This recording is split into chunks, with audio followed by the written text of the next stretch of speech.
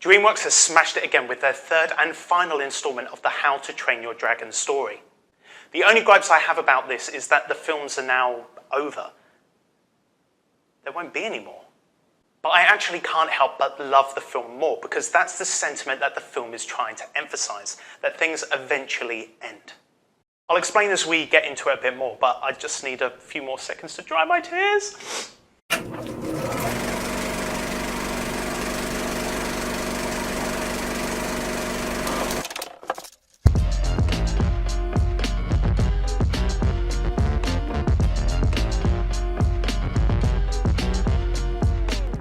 Hey Reelers, thanks for checking out Rusty Reels and this review on How to Train Your Dragon: The Hidden World.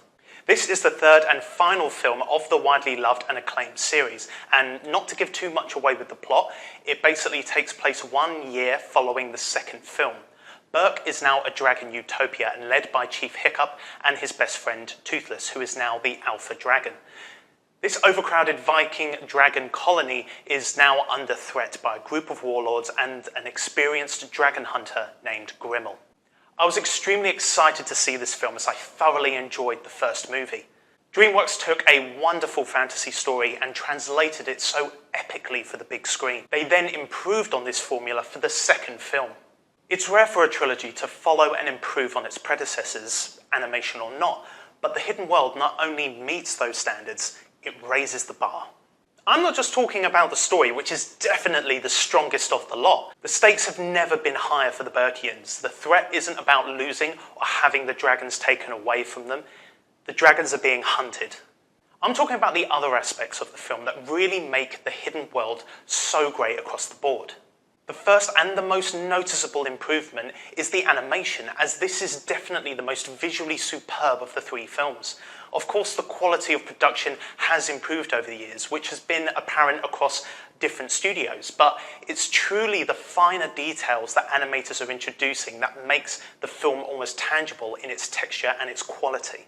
It's not only the scenic and the close-ups where you notice these advancements, it's the action and also the beautifully cinematic flying sequences. They are truly dazzling. The film's music is once again provided by John Powell. Throughout the film, the compositions are familiar as they are derived from the previous two movies. But what he's done is built on these motifs and themes and given us something which really helps emphasize the emotion of this film. That brings me nicely onto the next part of my segment. The feels. Being the end of anything is always going to bring up some kind of emotion, and this film serves it up like a multiple course meal. Thanks to the previous movies, we know the history between Hiccup and Toothless. We know how much these best friends care for one another and what they have faced side by side. They have both gained so much through one another, but they've also lost a lot as well.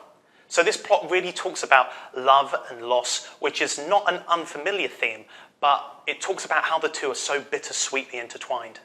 These heartwarming and poignant moments are generously placed throughout the film and build especially for the end and concludes and wraps up such a beloved tale to a degree that everything feels so well-rounded and balanced.